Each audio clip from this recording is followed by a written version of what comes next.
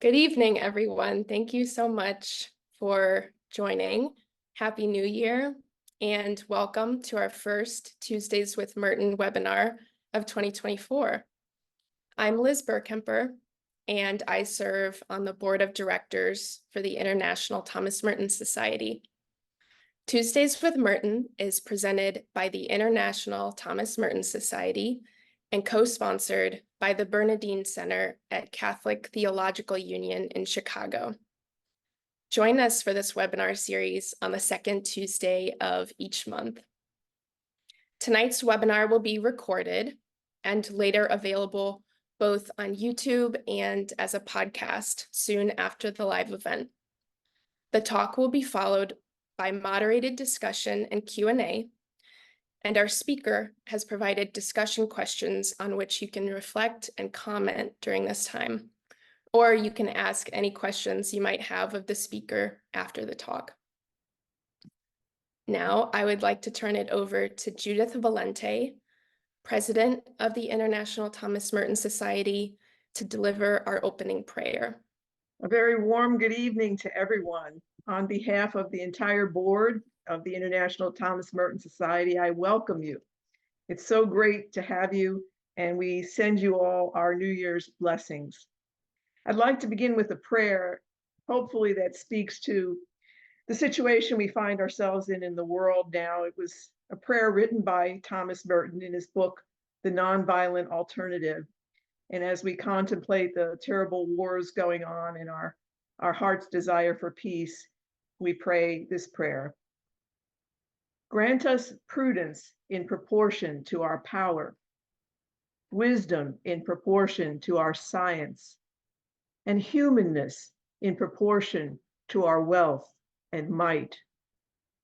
Bless our earnest will to help all races and people to travel in friendship along the road to justice, liberty, and lasting peace. Grant us, above all, to see that our ways are not necessarily your ways, that we cannot fully penetrate the mystery of your designs. But grant us to see your face in the lightning of this cosmic storm. O God of holiness, merciful to all, grant us to seek peace where it is truly found. For in your will, O God, is our peace. Amen. Thank you so much, Judy, for setting the tone for the evening. And now it is my absolute joy to introduce our speaker of the evening, Anne Pearson. Anne is a graduate of Bellarmine University, where she earned a degree in political science and psychology and studied the encroachment of prisons into the public school system through disciplinary alternative schools. While at Bellarmine, she completed a thesis on Thomas Merton and racism, and has since presented her research at multiple national and international conferences and as a TEDx talk. Anne currently lives in Washington, D.C., where she provides resources to graduate nursing students across the country and advocates for more equitable higher education. Here is Anne Pearson speaking on White Man Writing on Racism, Thomas Merton, and Letters to a White Liberal. Anne? Thank you so much, Liz, for the introduction, and Judy for the prayer that was shared as we started.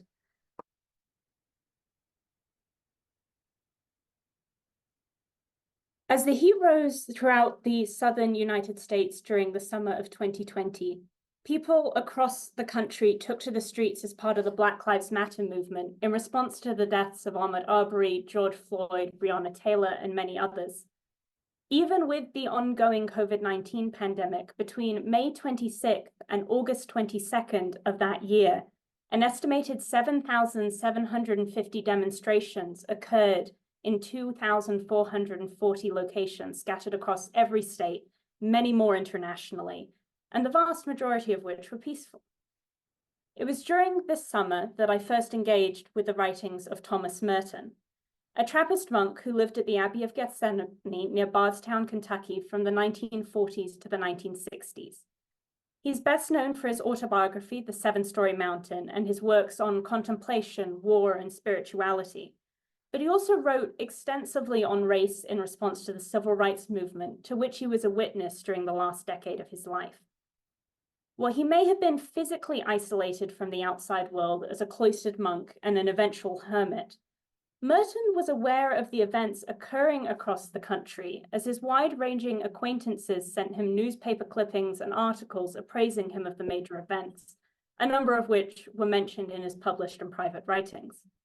He was also influenced by pieces like James Baldwin's 1962 New Yorker article, Letter from a Region of My Mind, which was a precursor to his The Fire Next Time, which detailed the violence of systemic racism in Harlem. Thomas Merton's response included his most well-known piece on racial inequality, Letters to a White Liberal, which is found in his book, Seeds of Destruction. In it, he identifies the root of the civil rights movement in the discriminatory actions of white society, speaking of the stark reality that our society itself is radically violent and that violence is built into its very structure. And he continues to say that the white conception of order has nothing whatever to do with the protection of the rights or lives of African Americans. Whether we are talking about a prison system that disproportionately devours people of color, a school system that overwhelmingly operates under-resourced schools in neighborhoods of color, a medical system which historically and presently runs many of its experimental hospitals in these same areas, while denying their residents equal access to care, or any number of ongoing examples, Merton's words continue to ring true as they did when they were first published in 1964. In Letters to a White Liberal, he goes beyond this diagnosis and places the blame for such limited change at the feet of the titled group, focusing on the ways in which white liberals react to change and stagnate the movement. Before diving in, though, a brief overview of the language that will be used throughout this presentation. Merton uses the language of his time to refer to people of color, and many Merton scholars have opted to keep the original language when quoting his words. However, I'm of the strong opinion that words have power which have been imbued in them through their historical uses, and that the terms which Merton used are no longer appropriate, nor is it necessary to quote them directly unless changing the language fundamentally changes the meaning of what he is saying. This latter circumstance will occur once during this presentation and will be preceded by a warning. But apart from this, all phrases referring to individuals of color will be updated. And I believe Merton would have approved of this adjustment, just as I would hope that any reference to any of my work in the future would be updated as our language and our society changes. With this in mind, let us briefly dive into Merton's main criticisms of white liberals, who he defines as those who must support some of the demands of the movement for racial justice to maintain their image of themselves as a liberal, but who perhaps unknowingly value their material comforts, security, and congenial relationship with the establishment over this volatile idealism.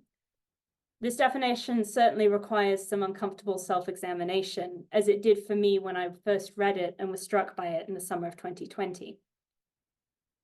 Even when we do take action towards racial justice without allowing our comfort and security to get in the way, Merton suggests that most of us don't do it solely because we are interested in achieving justice, but rather because we want to alleviate the stress of the cognitive dissonance that we feel when we aren't visibly supporting the movement. He then rebukes this behavior, saying that the private needs of your liberal conscience are of absolutely no interest to African Americans, who have a much more urgent problem to solve, and your presence is not necessarily helping them to solve it. It seems that Merton looked into the future and saw things like the trend of the black squares on social media, where for a day or two, it was the popular thing to post a black square on your feed to show support for the Black Lives Matter movement. The intention of these squares may originally have been good, but they very quickly became an "I'm not racist" sticker that white liberals were using on their pages to indicate to their followers that they didn't openly oppose the movement. In this case, the posts were wholly performative and very vague, allowing individuals to vocalize support in a way that was just enough to ease their dissonance without requiring them to make any effort to truly combat white supremacy and racism internally or externally. Even worse, the presence of these posts actively hindered the movement by overwhelming hashtags that were being used by the protesters to communicate information, very directly getting in the actual way of the work, as Merton foresaw. The vagueness of these posts are another core trait which Merton ascribes to white liberals, saying, since it is one of the characteristics of liberals that they prefer their future to be vaguely predictable, when you see that the future is entirely out of your hands, you are going to fall back on the past. As part of this retreat backwards, Merton predicts that white liberals will attempt to limit societal reforms while telling people of color to go slow and be patient, engaging in a well-meaning liberal policy of compromises and concessions, striving at the same time to placate African Americans and to calm the seething indignation of conservative whites. This was true across the United States and the world in 2020, and one of the clearest examples occurred in Louisville, Kentucky, which was a city not far from where Merton did the majority of his writings and the city where Breonna Taylor was murdered. While the police were tear-gassing the peaceful protesters by night, people like the former mayor, Greg Fisher, were reminding those under attack that reforms to the policing system take time, as if they had not been asking for the same reforms since Merton's lifetime. Fisher took to Twitter to remind the demonstrators that the members of the administration continue to support peaceful protests in the park, as long as the protesters are not obstructing traffic or sidewalks and are allowing people to get into their places of employment or government buildings. Ironically, some of his messages encouraging protesters to stay out of sight and out of mind were filmed at 4th and Walnut, a street which was key to Merton's racial justice writings, where he realized he could no longer maintain a false sense of separateness from humanity. Beyond this policy of compromises and concession, Merton concludes that even when we are dedicated to the goals of the movement and place them above our need to be in the spotlight, we tend to lack long-term commitment. This, again, requires an uncomfortable self-examination. Have we maintained a dedication to racial equity now that the work is no longer making headlines every day? Or have we fallen into the white liberal behaviors which Merton outlined? Just as his major diagnoses of these behaviors remain relevant, so too do the majority of his solutions, even at a time where protests are much more racially diverse than when he was writing, and where the internet has fundamentally changed how we communicate. He writes that we must acknowledge the power of racism as a societal and institutional force, one which historically and presently benefits us, becoming less interested in our own spiritual and material comforts, and putting aside the needs of our liberal consciousnesses. This examination is vitally important, according to Merton, because these feelings prompt inaction. And as he said, white people have not failed when left to themselves to block, obstruct, or simply forget the necessary action without which the rights of African Americans cannot be enjoyed. Here he places an action on the same level as willfully blocking equity, exhibiting that he believed non-intervention to be just as harmful.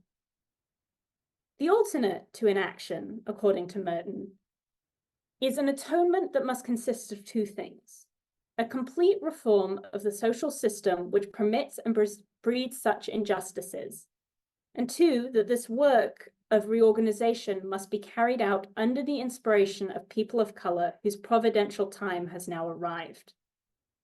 Merton acknowledged that this work would lead to society being radically changed if it was successful, and that was his hope. Both Merton's criticisms and solutions line up almost line for line with books on racism that have been published around the world and have become popular in recent years, demonstrating his continued relevancy and encouraging us to examine his writings both in the American context in which they were written and the international context of a globalized world where they are becoming increasingly relevant. Now, let me be clear. What I've just presented, is far from a comprehensive survey of letters to a white liberal, let alone Merton's more broad writings on racism found in Faith and Violence, Ishi Means Man, and his letters and journals, among others. But that's not the purpose of my talk tonight, as this has been studied, although significantly less well studied than Merton's writings on spirituality, contemplation, war, or peace. Instead, this overview was provided to demonstrate that Merton was able to write on racial injustice and white liberal behavior in exceedingly accurate ways that continue to be highly relevant in our present moment.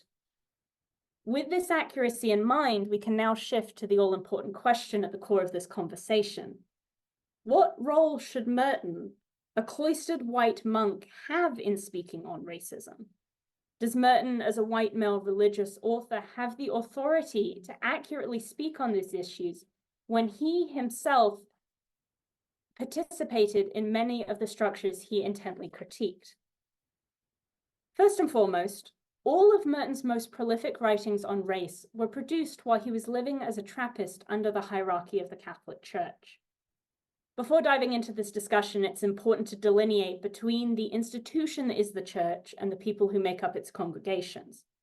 On one hand, there is the establishment or the magisterium, which is the church's claimed authority to give an authentic interpretation of the word of God, a power that is vested in the Pope and the bishops.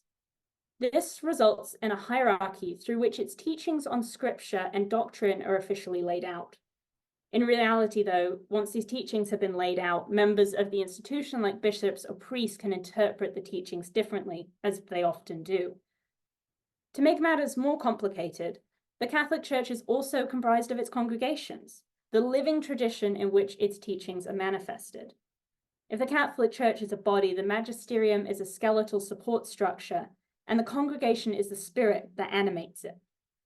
Again, these aspects of the church may not always be in harmony, as the institution may decide on one interpretation of the Bible, while its congregations find another perspective that they believe is more accurate. For example, the magisterium has repeatedly ruled over the years that homosexuality is a sin, but there are many practicing members within the church who are in LGBTQ+ relationships that don't believe that their love should be forbidden. And of course, this has changed in recent years and in recent weeks, actually, with new decrees. Thus, there are numerous contradictions inherent to the Catholic Church as it acts, and it's necessary to take this into account when examining Merton's position as an individual within this historic establishment speaking on this subject. With that in mind, however, the overarching institution of the Catholic Church in the United States has had an atrocious record on the topic of racism. As Damien Sojourner explores in his book on Black cultural enclosures in United States public schools, the church moved beyond complicity to active participation in slavery by working to uphold the institution and directly benefiting from it. He outlines, the dominant narrative of the Catholic involvement with slavery in the United States was its participation in the thriving enterprise. Many orders, such as the Loretto of Kentucky, were started as a direct result of selling enslaved Black workers. Many of the women brought slaves with them to the religious orders as part of their dowries. Similarly, the National Catholic Reporter points out that there were times in the history of the United States from the colonial era to the Civil War where the Roman Catholic Church was the largest corporate slaveholder in Florida, Louisiana, Maryland, Missouri, and Kentucky, demonstrating just how embedded slavery was in the culture of the church at the time. Thus, the financial benefit reaped by the US Catholic Church meant that the establishment was generally supportive of slavery, although there were, of course, exceptions, including an 1839 apostolic letter by Pope Gregory XVI, which condemned the slave trade, a statement which many bishops in the United States rejected while continuing to maintain their slave holdings by saying it condemned the slave trade and not slavery itself.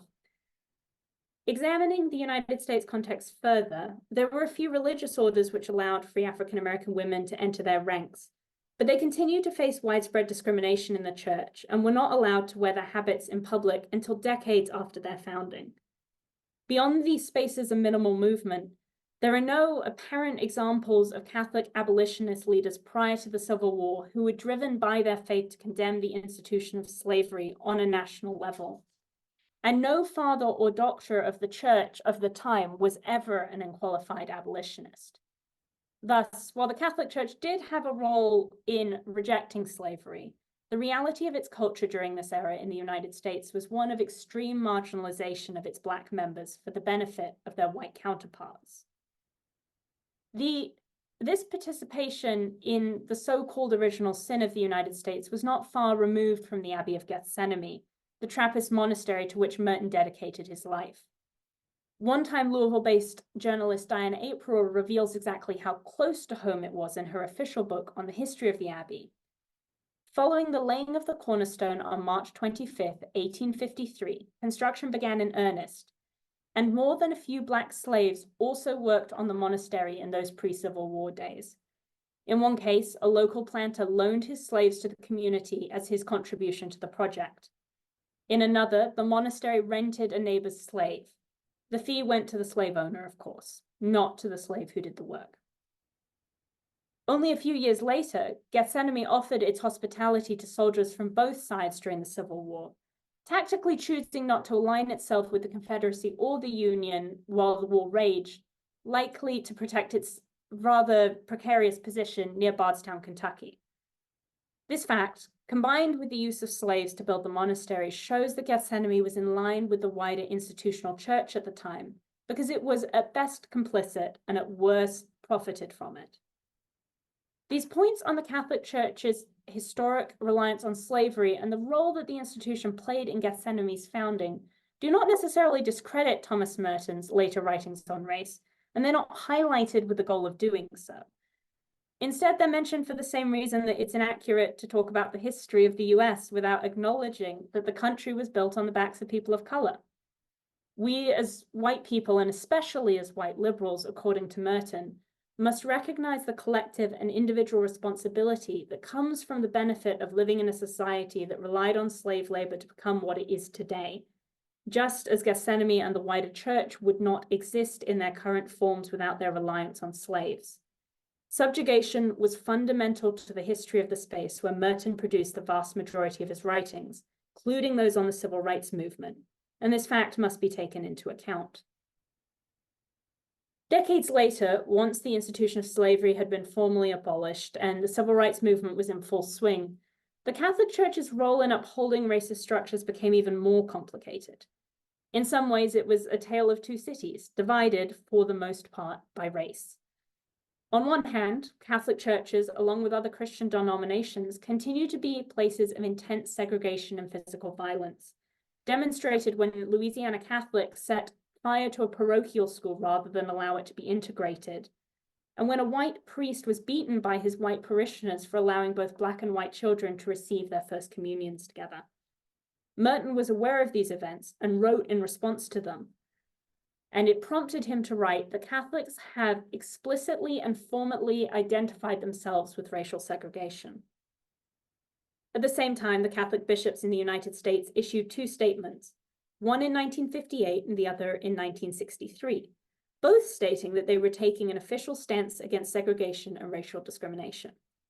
These declarations actually bear a striking responsibility to Gregory XVI's apostolic letter, in that they did not change the reality of racial divisions in the Catholic Church any more than his letter ended slavery. Instead, more movement towards equality was created at the individual and congregational level within the Church. For example, Black Catholics were at the forefront of the civil rights movement and changed the institution of the Church itself to move it towards some semblance of equality. There are also a number of white Catholics who were driven by their faith to speak out against the evils of racism, and numerous unnamed religious who supported the protests in Selma, Alabama, and across the South. Thus, while some parts of the white Catholic Church were fighting to maintain the supremacist social structure of the time, there were also a number of Catholics who were standing up for justice, and Merton was one such Catholic. However, the divided nature of the Catholic Church had a significant impact on his ability to speak his mind at the time. For example, his publications on war and peace were considered too radical and were restricted by the Abbot General, who invoked Merton's monastic vow of obedience to his superiors to protect the Trappist order from more pro-military members within the church hierarchy, resulting in his mimeographed letters that were later published after his death in the Cold War letters. There aren't such clear examples of Merton being censored by the church for his writings on race, as the Abbot General correctly felt that racism was a human rights issue that everyone should be aware of. However, it's very likely that he still self-centered some of these writings because of the strict nature of his order's censors, a fact of which he was acutely aware. In fact, he once joked in a letter that the Pope is lucky he does not have to be approved by the censors of our order, he would never get by them. Similarly, he later quipped that if he copied the Our Father for publication, it would be censored. In all seriousness, his experience of being blocked by his order and his annoyance with the general inaction of the Catholic Church led him to express anger and frustration with his superiors in letters to his contemporaries, including the African-American priest August Thompson, who generously shared his experience as a Black priest in the South with Merton, allowing the monk to understand the ongoing moral battles against segregation in the church. In one such exchange, Merton wrote, "I think we have to face the very serious fact that in the church today, obedience is invoked constantly to frustrate the real work that ought to be done for genuine issues, war, race, etc." Similarly, he expressed his exasperation with this inaction to the novice monks under his care, suggesting during one recorded conversation that unless the church took a real role in healing divisions, it would be among those judged for its failure to address systemic racism. He also felt irritation with the wider Catholic community, sharing in a letter to Louisville-born tenor Robert Williams that the behavior of so many white Catholics has effectively silenced me and deprived me of any possibility of giving you advice about the church. The church has to some extent forfeited the right to demand loyalty of her Black children. These quotes, along with many others scattered throughout his published and private writings, show that Merton was both informed of the failings of the institution which defined the later half of his life, and was willing to criticize, refusing to be silently complicit in the process. While the censorship and more general failings of the Catholic Church were a frustration to Merton as he was writing during the civil rights movement, his position in the Abbey of Gethsemane simultaneously offered him a platform from which to call out his fellow white liberals and white society as a whole. Because his writings were being produced by a Trappist monk in good standing within his order, he achieved a higher level of validity in the eyes of many of his Catholic readers than he would have had if he was writing from outside the institution. This, combined with his fame as a New York Times bestselling author, helped him to share his thoughts on racism with a broad audience, making his activism more effective. Thus, the Trappist order simultaneously acted as both a deterrent and a platform from which Merton could share his messages on racial inequality. To add another layer to this rather complicated picture, it's also necessary to consider how Merton's position in the Abbey of Gethsemane allowed him to examine the racial injustices around him from a unique perspective. Joining an order meant renouncing worldly goods and stepping away from some of his privilege of being a white man to the extremely austere and penitential life that the Trappist order practices. This was a very countercultural move because it was a radical rejection of the individualism and capitalism of the times in favor of allyship with those in poverty, allowing Merton to connect more deeply with those who had been victims of injustice because, as Albert Rabbitow suggested, monks are marginalized by profession. For example, his correspondence with the previously mentioned Father August Thompson were driven, in part, by his ability to relate to Thompson's frustrations with the inaction of his superiors. Merton's own experiences as a monk marginalized by his isolation and existence within a hierarchical power structure allowed him to connect with people of different races and backgrounds and to share in their struggles. In addition, Merton's separation from United States society provided him with the isolation to think deeply about the issues he found so pressing. And it was precisely because of his life of solitude and not in spite of it that he had a unique word to speak to the major social realities of the day. He was able to immerse himself in the deeply transformative message of sacrificial love which guided the later half of his life, one which was reflected in the aforementioned experience at the corner of 4th and Walnut, now Muhammad Ali, in Louisville. Here he wrote, "I was overwhelmed with the realization that I loved all those people, that they were mine and I theirs, that we could not be alien to one another even though we were total strangers. I have the immense joy of being man, a member of a race in which God himself became incarnate. As if the sorrows and stupidities of the human condition could overwhelm me, no, I realize what we all are. And if only everybody could realize this, but it cannot be explained. There is no way of telling people that they are all walking around shining like the sun. His relationship with the Catholic teachings allowed him to connect more deeply with humanity, regardless of race, gender, or creed, and to encourage others to fight for justice. This is the gray area in which we must analyze Merton's writings, recognizing Merton's participation in one of the most isolating spaces of the Catholic Church, an institution which perpetuated significant racial injustice, but which also gave him the connections to see and speak out against those same injustices while providing him a platform to share his perspective. In many ways, Merton's situation within the Catholic Church in Gethsemane can act as a guiding point for those of us working to reject the complicity of an institution while remaining within it, as is the case in numerous societal structures.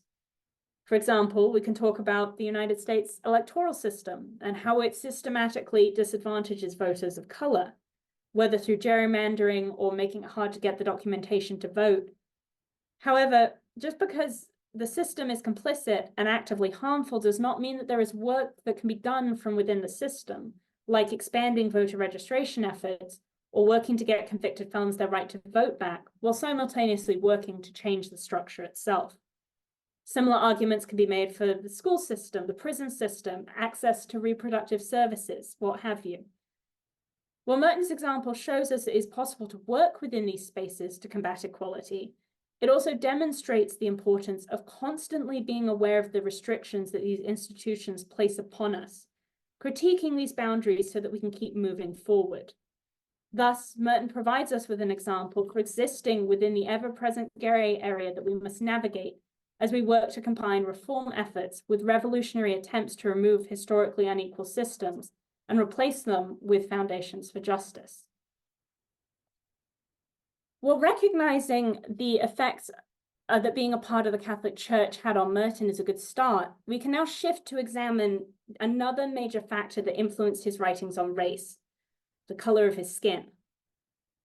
Merton was aware of the fact that his skin was imbued with power more than the average white person in the 1960s. He rejected his whiteness, a feeling which he shared in a letter with the performer Robert Williams, saying, quote, "Every day I am ashamed of being a white man," unquote.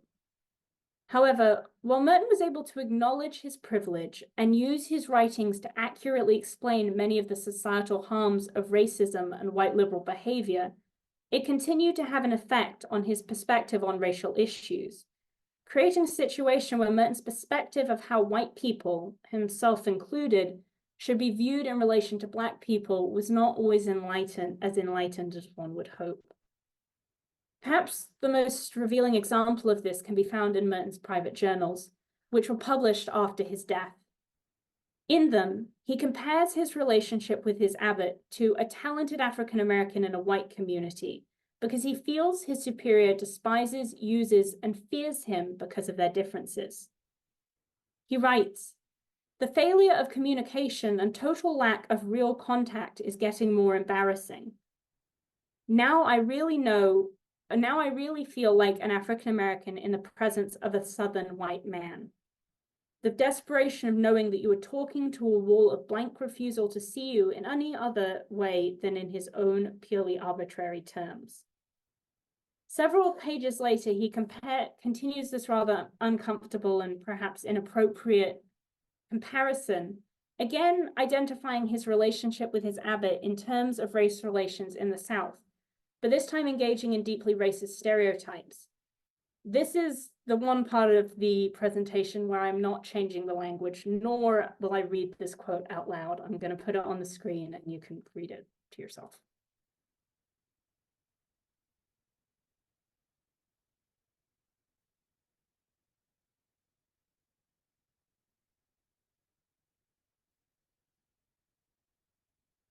I must admit that I was absolutely horrified when I read this. So here I am, uplifting Merton's private and published writings on race, saying that he, for the most part, got it right. only to find that in his private journals, he was perpetuating these stereotypes and failing to recognize the functioning of his own white privilege within them.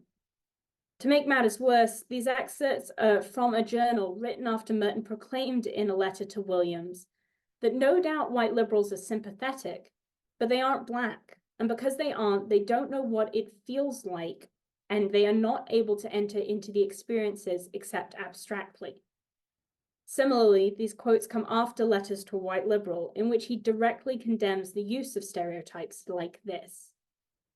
He was aware of the harmful nature of the stereotypes he was employing and should have known better than to compare his situation as a monk, a profession which he felt drawn to from a young age and chose for himself, to the lived experience of African Americans who had been subjugated and abused for decades by a hierarchy of white power in which Merton himself participated. However, the fact he didn't leaves us to explore these quotes in the context of his wider writings. It would be easy to dismiss these quotes by saying he was a product of his times and that what he wrote was acceptable based on this fact. This is a rather weak excuse that's often used to help us avoid the hateful reality of historical figures we'd like to admire, and it's simply not true for Merton. He was living in the time of the Black Panther Party, Bayard Rustin, Martin Luther King Jr., Pauli Murray, and so many other incredible civil rights activists who were speaking up against the exact kind of hateful and racist stereotypes to which Merton was comparing himself. If I'm being completely honest, though, perhaps part of the reason I was so horrified to read the quotes in Merton's private journals was not just the shock that he had these thoughts, but rather that he wrote them down.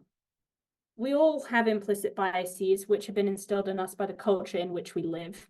But there is a common understanding that we, especially as white liberals, don't acknowledge that we have these thoughts, and we certainly don't write them down.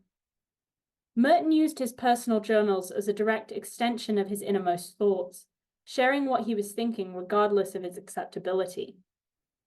In this way, it might be true to observe that Merton was being more honest than most of us by admitting that he was not immune to the stereotypes of his day, and by being bold enough to put it somewhere tangible, even one that was designed to be fully private. Still, based on his own published writings and letters, he should have had more awareness when engaging with these stereotypes. And there's none of that in the surrounding journal entries. There's no coming back around and examining that he had made this comparison. But what does the fact that he didn't necessarily know better or act better, but could still actively and accurately diagnose how white liberal behavior was harmful for the movement for racial justice, mean for us in the 21st century as we continue to struggle against racial hatred and injustice? Quite simply, I think that the contrast between these quotes and his more enlightened writings on race show that Merton was an imperfect human being, just like the rest of us.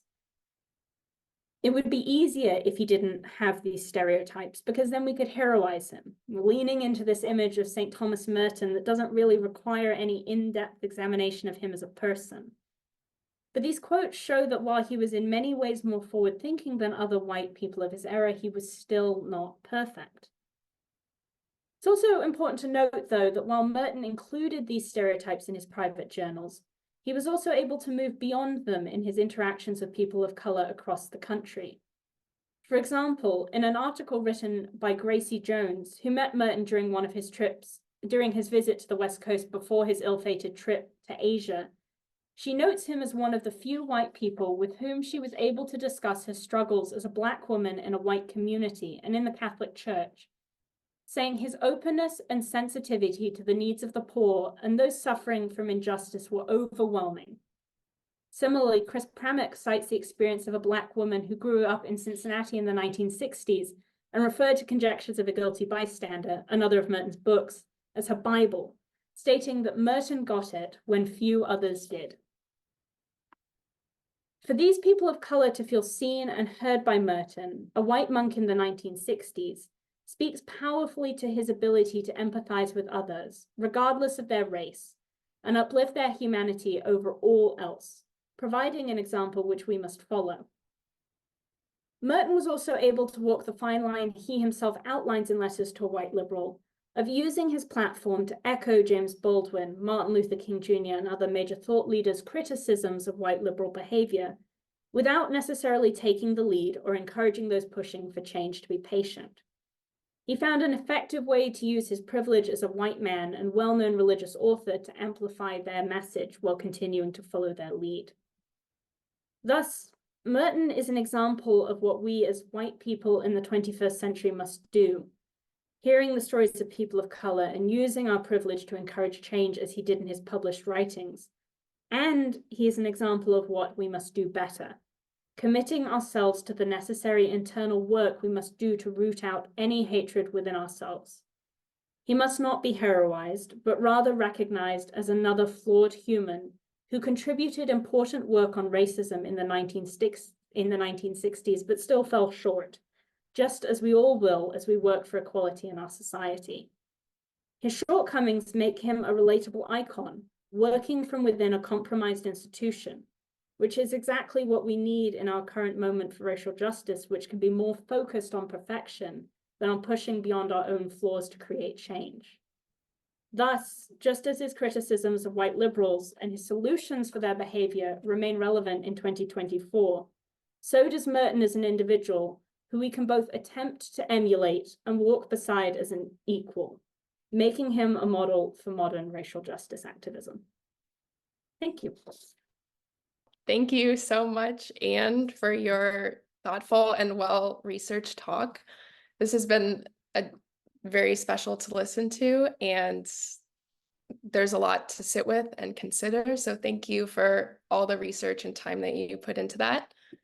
And with that, I would now like to turn it over to Judith Valente, our moderator for the evening, for discussion and Q&A. Thanks, Liz, and thank you so much, Anne. That was so powerful, and you served up so many uncomfortable truths for us, but truths that we need to face as individuals and as a society. So now we'd like to hear from all of you. What resonated for you in Anne's talk? Anne's put out a couple of questions.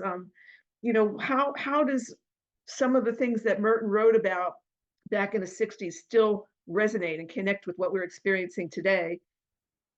And also ask the question of what do we think about after hearing all of this? She has certainly reminded us that Merton was far from perfect.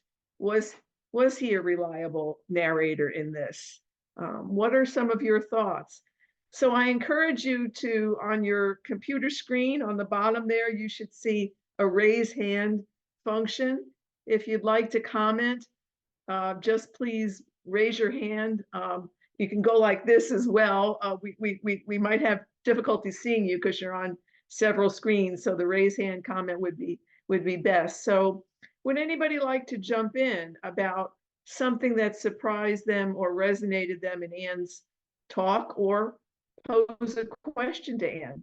Or you can put your question in the chat and we could see it there. In fact, Kathy Bell has already put something in the chat saying, thank you for sharing your research. It was so enlightening. Thank you, Kathy. Paul, yes, you wanted to comment. Paul Pinkowski, our vice president. And I wanted to thank you for a well-researched and provocative presentation. I was particularly struck by your discussion of Black squares and performative participation in social issues and your focus on the gap that exists between curial statements and actual grassroots behavior. Because I think that that's certainly is something that occurs in issues like racism, but I think we see it in the peace movement and in issues like poverty and homelessness as well, that gap. And I wondered if in your own experience or your research or in your reading of Merton, you found any clues on how to bridge the gap to move people from superficial activity towards something that's active and substantial. It's an excellent question, and it's something that I struggled with during 2020, and then I moved to DC last summer and have run into the same thing of it's like life is busy and it can be very exhausting to engage in a movement in certain ways because that is part of what that looks like. And the thing that I've found that has helped me personally is to always run towards what is most uncomfortable or most exhausting. Like if I am unsure of where to go, there's normally an easier path and a harder path, and I always try and take the harder one. And I think Merton kind of did the same thing as well, but he could easily have kept his writings more private or taken the time and written all these letters but not published more openly on racism. And so he took what he could do within his platform and took what was likely the harder route towards that. But I don't think I have a perfect answer to it, simply because I'm not perfect either, and I've been working against that since I've started getting involved in everything to do with racism, to do with injustice in the schools. I have to admit, when I first read Letters to a White Liberal, I was surprised that Merton trained his criticism on white liberals rather than whites who exhibited racist behavior. I'm wondering if that surprised you a bit, Anne. I think it did when I initially read it, and then I started to read the context that he was responding to. So The Fire Next Time and Letters from a Birmingham Jail. And they are saying the exact same thing that Merton is. He's not necessarily saying something that is completely fundamental when he criticizes white liberals, but rather taking what is already out there and adding a step towards actually communicating, and then building it into his own religious background and what that looks like.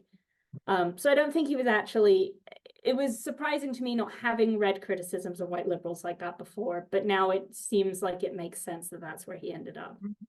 Good. We have some folks who want to join in. Bob Raculia from our Chicago chapter of the ITMS. Hi, Bob. Unmute Bob, if you would. Yeah, thanks, Anne. Appreciate that. That was really wonderful. I was thinking about Merton kind of attacking a kind of liberalism that is not willing to take action. I was thinking about Bonhoeffer, his idea of cheap grace, and I was thinking it's like Merton's criticizing a kind of cheap liberalism where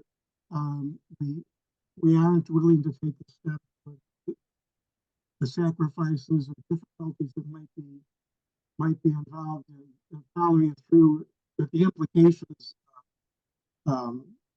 in what we like for now is Black Lives Matter. So what does that mean? And one of the things Merton seemed to be saying was, in the letter to white liberals, was read James Baldwin and Martin Luther King and see what Black people are saying about their situation.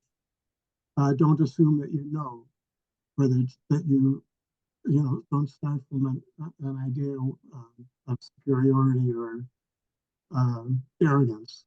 Have a humility. So I was thinking about that also in terms of the situation now with refugees in our country. Are we listening to the stories and the experience of people who are coming across the border? It certainly is not the same message about what is happening and who they are and what they need. No, I think that's such a central part of Merton's writings on racism, is that we cannot, one of the points he talks the most about with white liberals is that they assume they know what is needed and therefore try and take the lead. And it's one of the things within his solutions that, because this was rather short talk, you can't really dive into, was the fact that we can't be in the lead, that we'll try and take those positions and we can. And that's something that's been thoroughly agreed on in pretty much everyone who's written on the subject in recent years.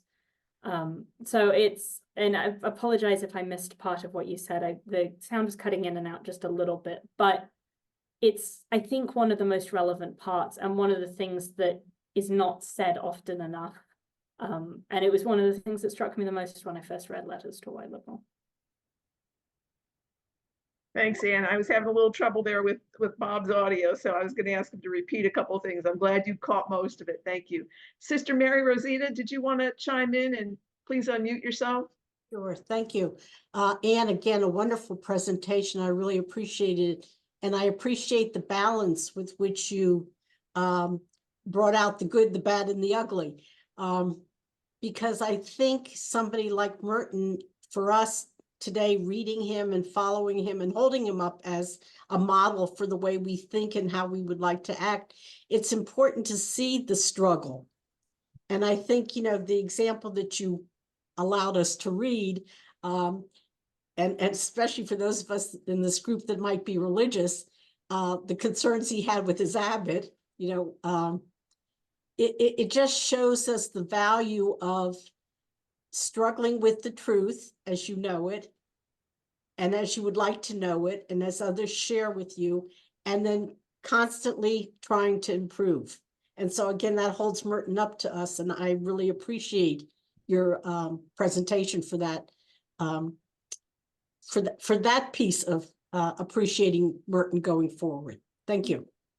Thank you very much. I think one of the challenges, and maybe this is just being a young person while working on racial justice issues, is that fear of messing up. I know there's always a lot of talk about cancel culture on either side. And I think part of the reason that that's such a big issue is because we don't, this is true with Merton, but it's also true with people like MLK, like we don't acknowledge the bad as well as the good. And when we expect perfection from the idols that we try and emulate, we lose sight of our ability to actually make mistakes and grow from them. And that's sort of the standard of we have to be able to grow and improve or else we don't get where we need to go. And so that's, while I kind of initially read the piece, though, especially like the second quote from his journals when I was doing my thesis and nearly put the whole thesis aside, it was that coming back around of allowing mistakes to happen and still be able to take the good and the bad. So thank you. We'll go to Roberta, and then we've got a couple of good questions in the chat come through. Thank you. And thank you, Anne, for your presentation and bringing Merton in a way I hadn't seen him before. So I'm grateful for that. I found myself thinking about Martin Luther King Jr.'s small but powerful little book, Letters from a Birmingham Jail, and his calling out of white religious figures who seemed to be on his side but weren't acting. And I think the taking the action, and you expressed it, Anne, a lot of what I've been thinking too, and work done within my Dominican congregation around anti-racism, is we've got to take steps knowing we're going to make mistakes. But the only way that we will grow and grow out of our internalized racism, when we all have it, because we're swimming in this white culture, is to try to take steps to change and to strive to be allies, but only can be allies when the other says you're an ally. I cannot name myself as an ally, but to take those steps and make the mistakes. But Martin Luther King just kept coming back to me as I saw his Merton's writing. So thank you for that. Yeah. Well, and Merton was so heavily influenced by MLK, and they were, I believe, they were planning a retreat for King to come to Gethsemane before his rather untimely death. So they were contemporaries in a way that was very influential to Merton, and so that makes perfect sense.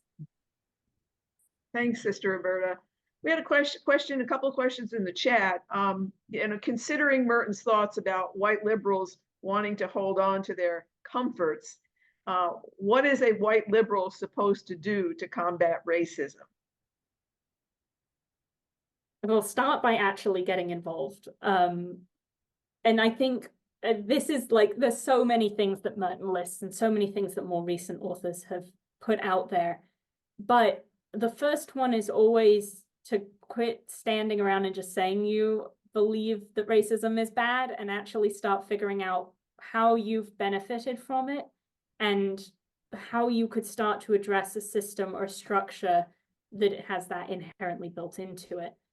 But then there's so many other points that they make of the ways in which you engage, the way that you're never like, you should not be in the lead, that you should be following and taking the language of the people who are willing to speak, which is one of the areas where Merton falls rather short, is he suggests that if white liberals are ready to listen, people of color should be ready to share, in a way that it comes across as him being like, at any point, which is just not really appropriate in a day and age where we can access information on any topic at any time we want, that's been put there by people who have done that work on their own time, on their own schedule.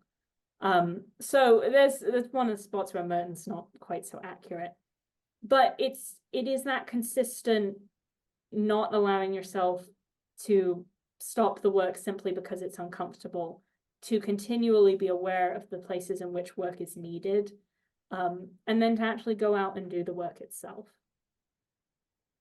A comment from Glenn Amorosia, which is kind of interesting. He said, Thomas Merton was a leader as an American Catholic against racism in the 1960s, which was a pretty low bar at that time, as you point out in your talk, Anne. But nonetheless, Glenn says Merton was on the right side of the debate. Your thoughts on that, Anne? I think that's pretty accurate. I think the more I dug into the history of the Catholic Church, the more I kept hoping I'd find more people like Merton. And while there were many individuals doing it within local communities, there were very few on a national stage. And yeah, as Glenn said, it was kind of a low bar. But here's an interesting question from Abigail, who notes that you've been giving this talk since 2020 in various locations. And she's wondering, have you noticed a difference in how the audience receives it? Particularly your call at the end to action and personal conversion. Have you seen that people have become more or less engaged by your message? Well, they make a very interesting point because, and they've actually seen a couple of the talks. When I started presenting this, I guess the first major presentation I did would have actually been in 2022 when I was graduating and finishing my thesis up. There was a couple who actually walked out of the room, which was fun. Mm. I think they were probably there for somebody else's presentation, but didn't particularly like what I was saying. I think it's interesting because there's been this sort of dual shift where half the time people are less engaged, that racism and racial justice work, while obviously still continuing, is not making headlines as much anymore. And so this is not at the forefront of people's minds. And even within the justice community, right now, the discussion is often more on what's happening in the Middle East than it is on what's happening in the United States. So it's sometimes there's this like disconnect of we aren't thinking about it as much. But then there's this kind of true line with people being challenged by Merton constantly, always, that what he has to say, every time it comes up, even if you've heard it, every time I read Letters to a White Liberal, it's challenging in its own way. And so it's sort of a mixed bag. Well, Ben Burkemper wonders if how Merton might have addressed racism had he not been a monk in the Abbey of Gethsemane. What kind of action do you think he would have taken? I realize this is speculative on your part, but we'll put you on the spot. I mean, he goes through a lot in his personal journals, especially the earlier ones. And one of the big things that he was considering when he was being so intensely drawn towards a monastery, but not knowing which monastic order, is that he went and worked in Harlem for a period of time, which was deeply influential in his later writings that he did while he was in the monastery, but also just had a significant impact on his life.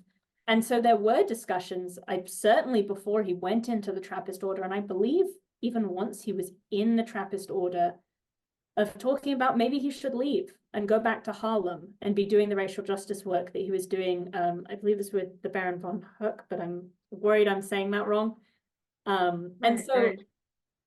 So that would probably have been one of the major options. And he was also a teacher, but given his experiences at St. Bonaventure, I'm not sure that that was something that he would have particularly wanted to go back to. And something that has struck me about Merton is that he wrote to Coretta Scott King when Dr. King died. He wrote to the father of Carol Denise, one of the young girls who died in the Birmingham bombing.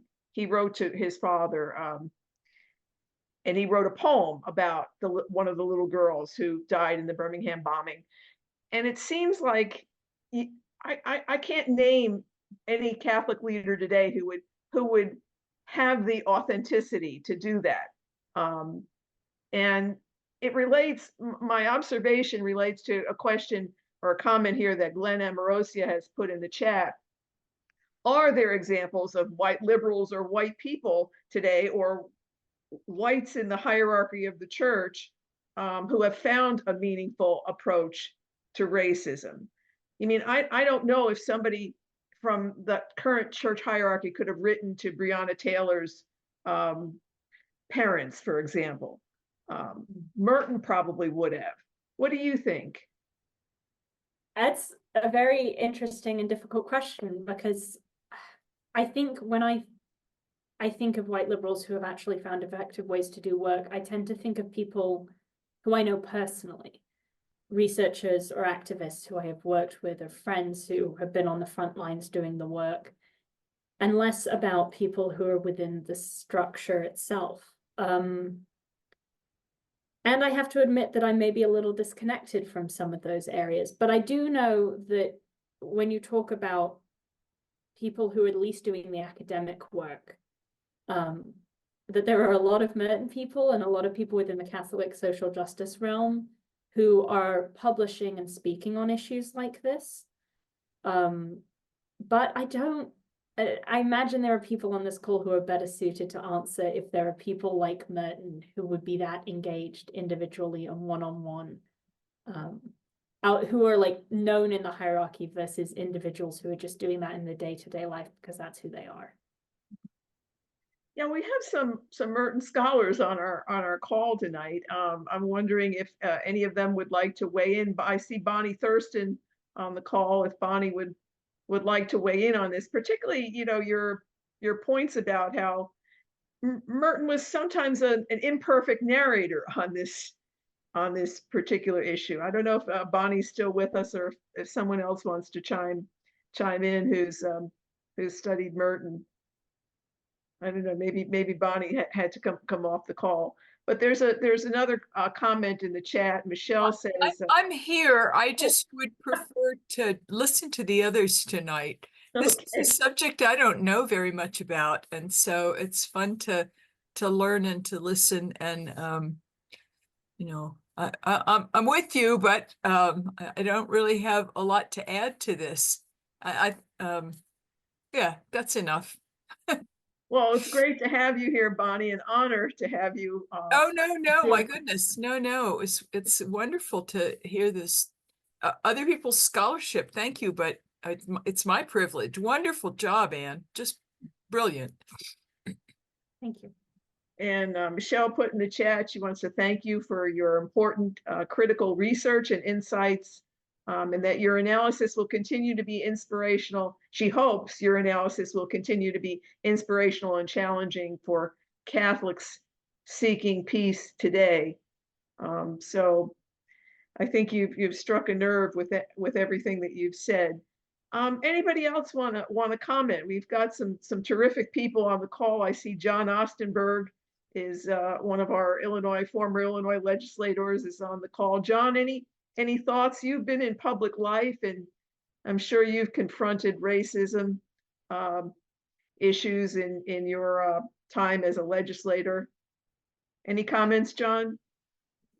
Well, I enjoyed the presentation. I think Merton certainly was an influence for me in approaching racial matters, particularly when I started to do some racial equity work.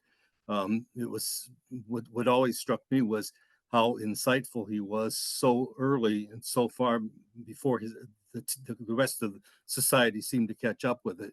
especially in the specific area of racial equity within our municipalities, within certain levels of government.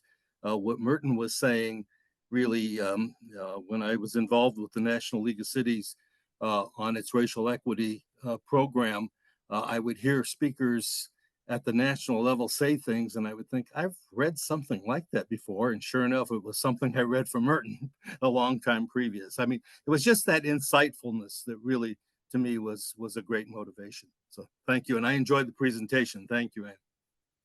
No, I think that especially in the long term, I did grow up with Merton in my life because I couldn't avoid it. And I had very much not wanted much to do with Merton until I read his stuff on racism, because while a lot of his other writings are very interesting, it was the continued relevancy of what he had to say on racial equity that made me come back around and go, okay, there's something here that I want and need to dig into. And so, yeah, it's like you said, the fact that what he had to say then is still so relevant now is very impressive and requires a lot more research than it's had. Well, perhaps one final question, because it's getting to be our quitting time. Your comments on the history of the Catholic Church are very, very distressing to those of us who are I'm part of the Catholic Church. Have you in your research or your speaking with people see any movement in the Catholic hierarchy, in the Catholic Church, that gives us hope for the future? I'll just say really briefly, here in my own community, the Benedictine Oblates, the Lay Association of Benedictine Monasteries, sent a letter to the editor supporting the Black Lives Matter movement. And that letter was signed by the rabbi from the temple here in our community, the priest at the Hindu temple in our community, various Protestant churches. We have 5 Catholic churches in our community, not one Catholic priest would sign that letter supporting Black Lives Matter. That was just a couple of years ago. So what are you seeing, Anne? Well, the United States context of the Catholic Church does ring very different than the rest of the world. The British Catholic Church is very, very different in the way it operates and its political stance as well. I think Kentucky itself is a very interesting case study for this, because during Black Lives Matter, those protests, the bishop in Lexington was very outspoken, and I was very impressed consistently, acting in a way that Merton would highly have approved of. The Archbishop in Louisville was not. So there doesn't seem to be any consistency within the hierarchy. In the same way that there wasn't during Merton's time, that there's always going to be people on either end of the spectrum, just as there will be in the congregations. But there are people out there willing to speak out, and who have continually been a voice as we've moved on and into new years. And so I think I draw, as someone who sort of struggles with my faith, and specifically with the Catholic Church and how that, in the hierarchy and how that impacts my faith, I very heavily lean into the people who are speaking out, like the bishop in Lexington. Like, those are the people from which I draw my faith and what I have. And so I think those examples are there. They're just, you got to look for them a little harder than I wish we had to. Well, that's hopeful. That's a hopeful note on which to end. And the people, as you say, the people doing things on the grassroots level. Some of our speakers some of those who commented tonight referenced some things that are going on the grassroots level. We had a member of Pax Christi USA here on the call tonight. So that all gives us hope. I'll turn it back to Liz now for some final thoughts. Thanks, Judy. Thank you, Anne. Please, everyone, join me in thanking Anne for her talk again. This has been really special.